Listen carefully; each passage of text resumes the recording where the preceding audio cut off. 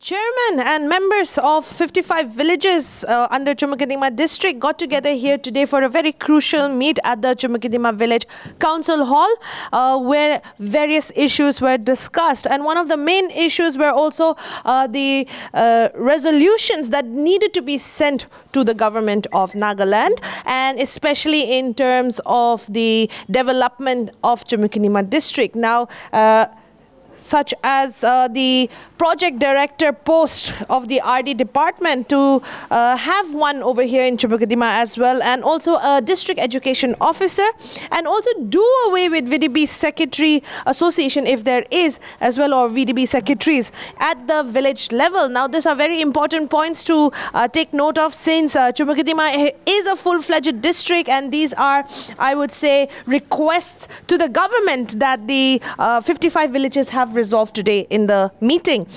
In regard to the ILP, they have said that yes, they are going to be backing the government up in this regard to implement the ILP full force, but they have also cited a few flaws, especially in the online system, and they said that they would like to request the government to also have an offline system, since they had done away with the offline system, since there are many flaws, and a lot of people are going through hassles, especially the guarantors are going through a lot of hassle for the ILP applications. Another very major point that I would like to mention is that today also the 5 villages, they revived the former interim body and now called the Chumukadima District Village Council Association with 9 members.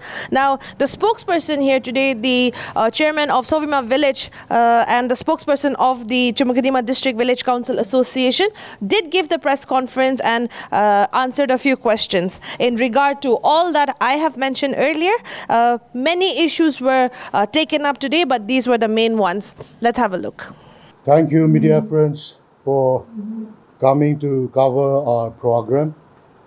In spite of the inclement weather, you have come here. We thank you for coming.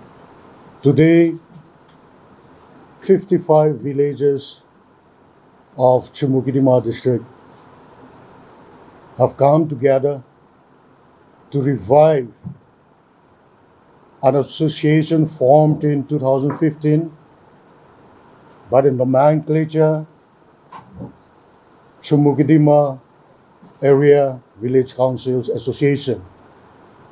Earlier, it was not a district, but now, since Chumukadima is a district, we have decided to revive this organization and call it Chumukadima District Village Council Association. We have unanimously selected Mr. Rajaboto Chacha, the Village Council Chairman of Chumukadima Village, who is also the former President of Angami Public Organization and presently advisor to Angami Public Organization. He is the convener of the interim body, because, as you all know, the tenure of the village councils will come to an end in March 2026.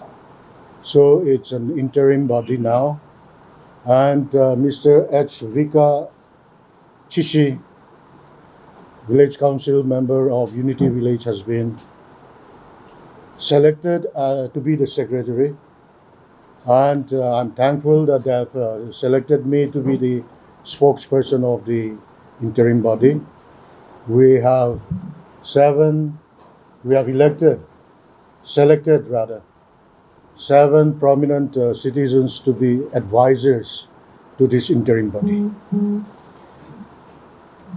Today we have resolved several points.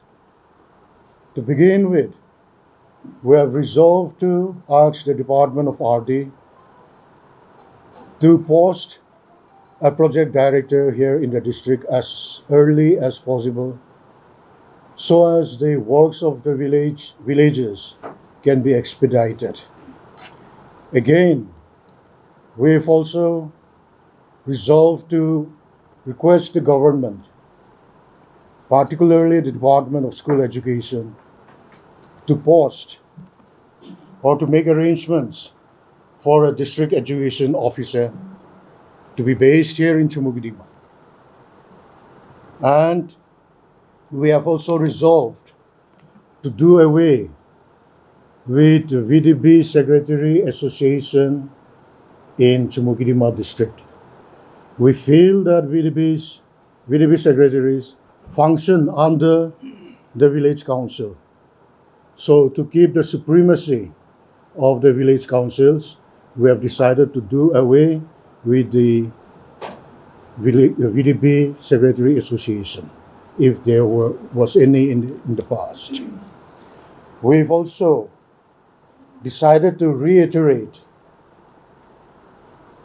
the policy of one government, one tax, so that villagers or villagers or the village councils for that matter do not have to pay taxation or whatever to call it to the numerous factions that have mushroomed in our society today.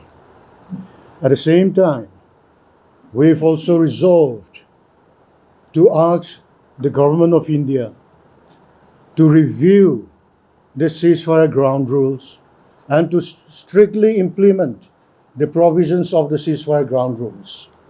Review the ceasefire ground rules in the sense that the government of India must ensure that the ceasefire monitoring officers of the various factions are not converted into safe havens for criminals or persons who have committed illegalities.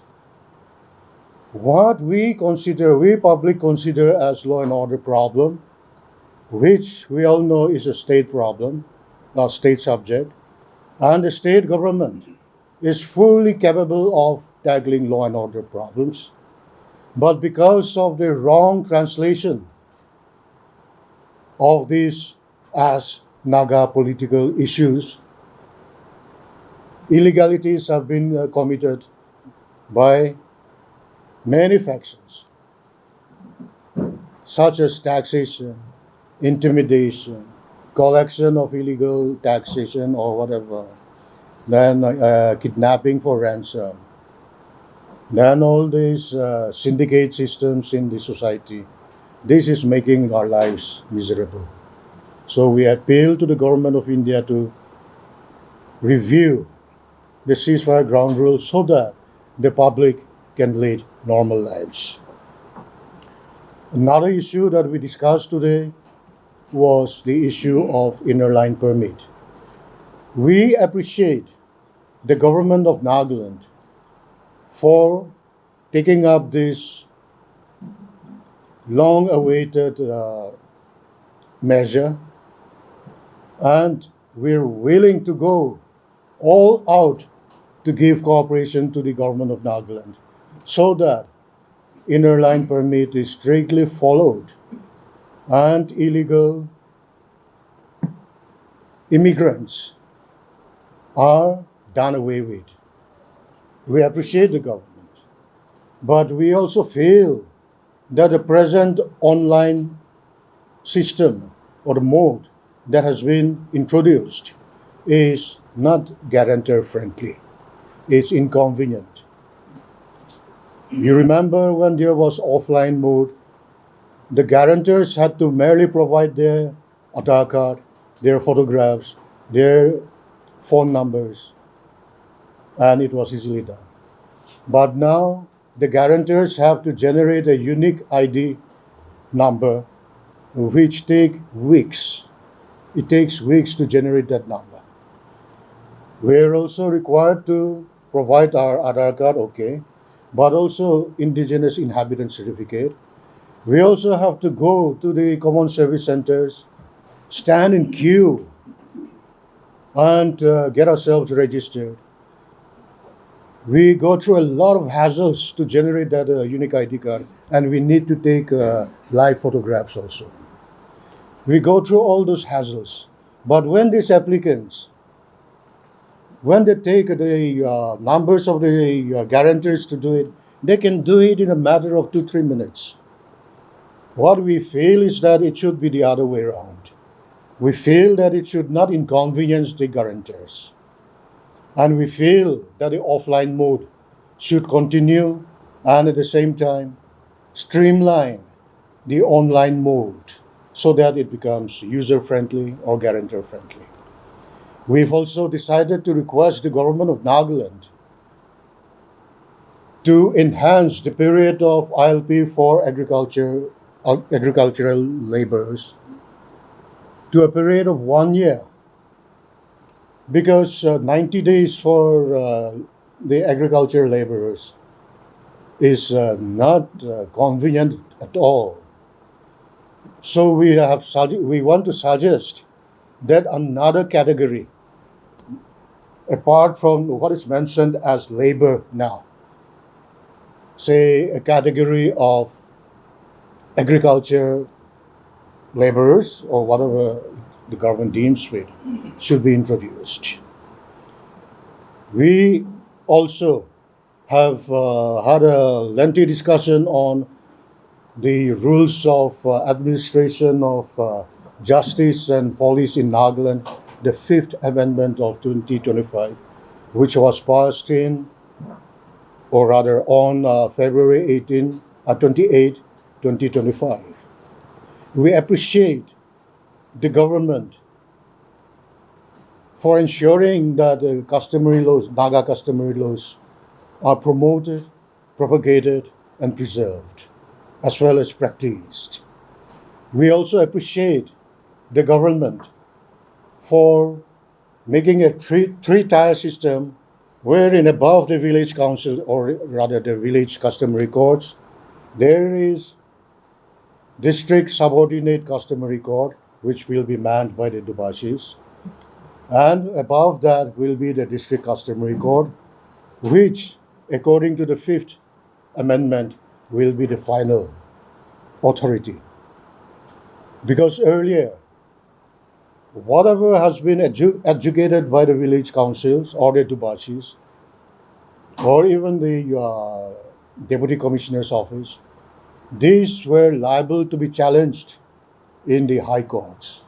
And we all know the Indian legal system.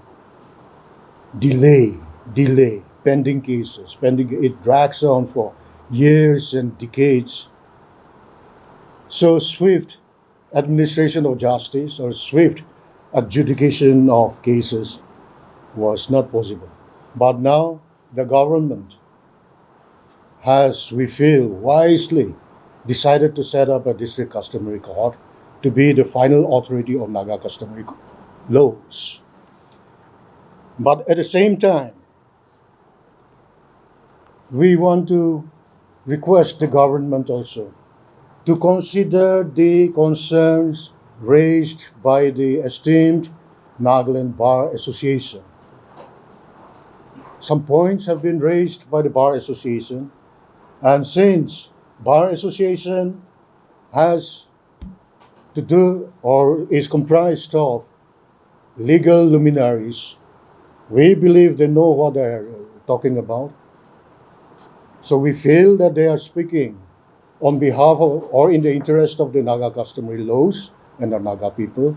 So we wish to appeal to the government of Nagaland to consider the concerns raised by the Nagaland Bar Association. At the same time, we wish to appeal to the government of Nagaland to appoint head Dubashis or retired Dubashis or prominent Gaumburas to be either the presiding officer of that district customary court or to be the two members. Because the Gaumburas and the Dubashis, they have been dealing with Naga customary laws all their lives. And they are subject matter experts. So those we would like to highlight to you today. And for other details on this Fifth Amendment that I'm talking about, I'd like to request our legal advisor, Mr. Hukavi Zimomi, who is also the chairman of Chekiye Village Council to elaborate on the procedure of appointment and the function. Please. With regard to this discussion on the Fifth Amendment, this is the rules of 1937. This was pre-British enacted law, and it was in existence after 1974 when the governor of Assam gave his assent. However, Chapter 4A was never notified. So the Power Council had on several occasions approached the state government through the law department for notification of the said provisions. We appreciate the government for the notification of the Chapter 4A of the rules of 1937. However,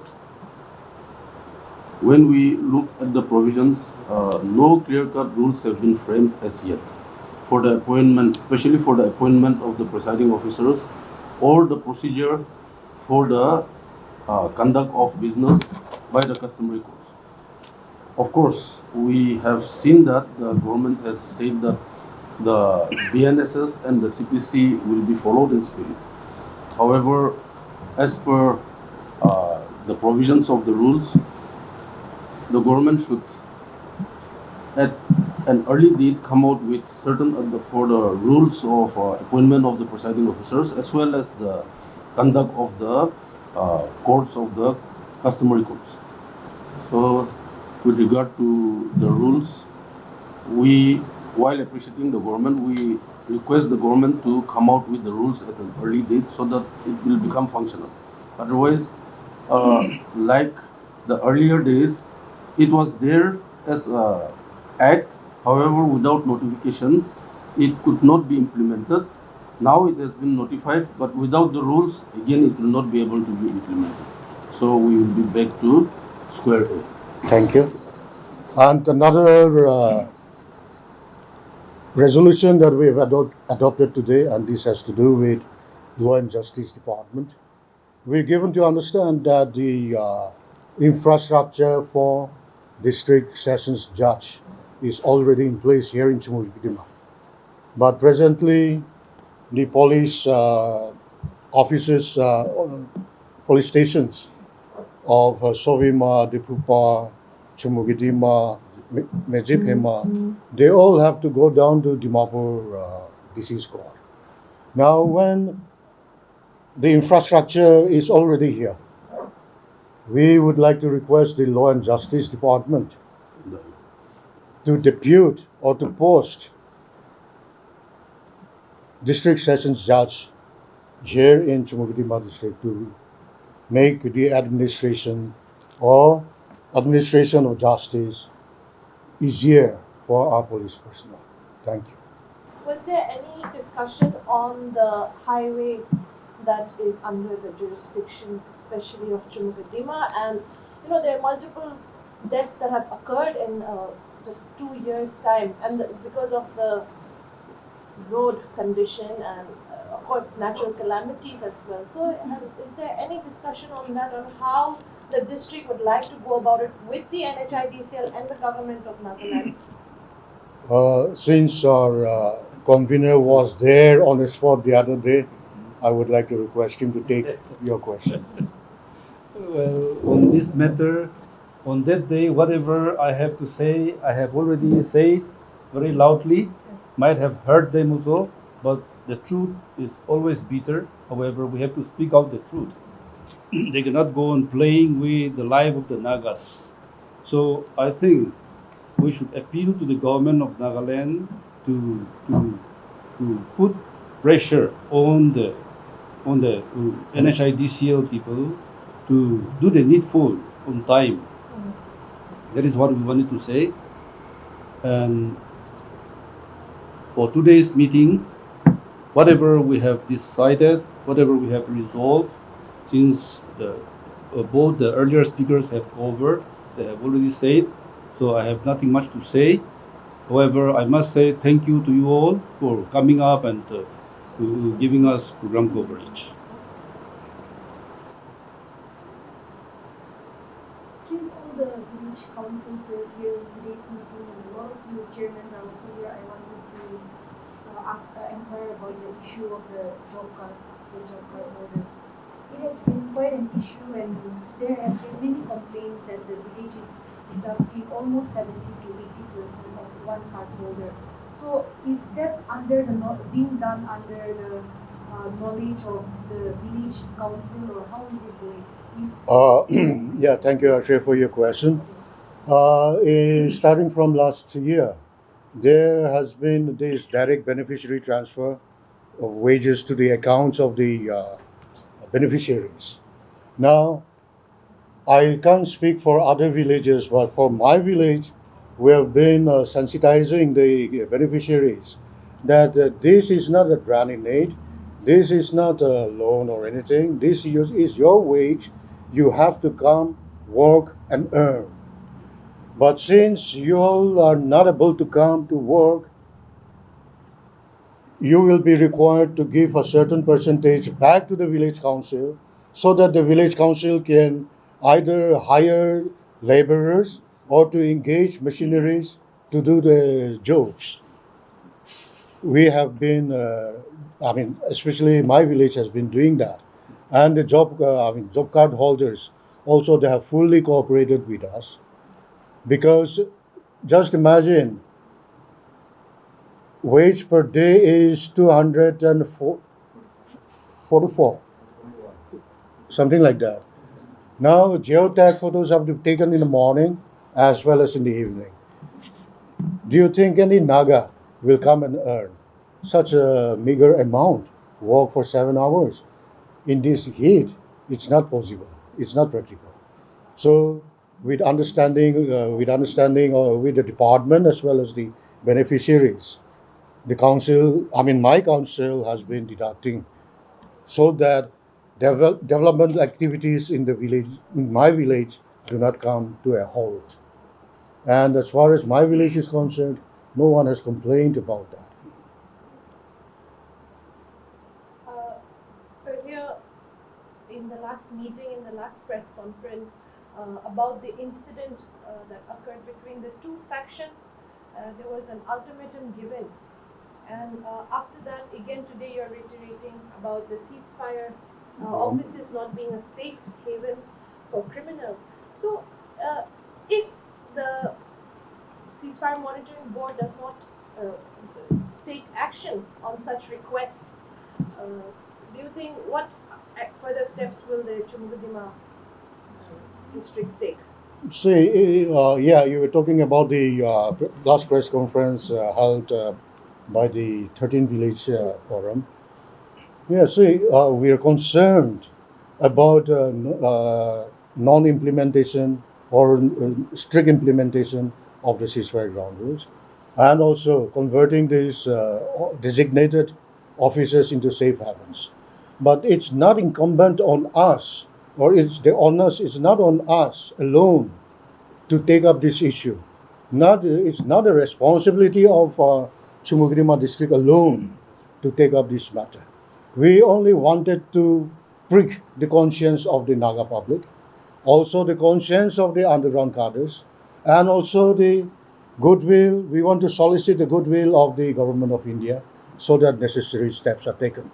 Otherwise, we do not plan to go loggerheads with any organization, faction, or the government. No. We want to raise awareness about the need to bring changes in the ceasefire ground.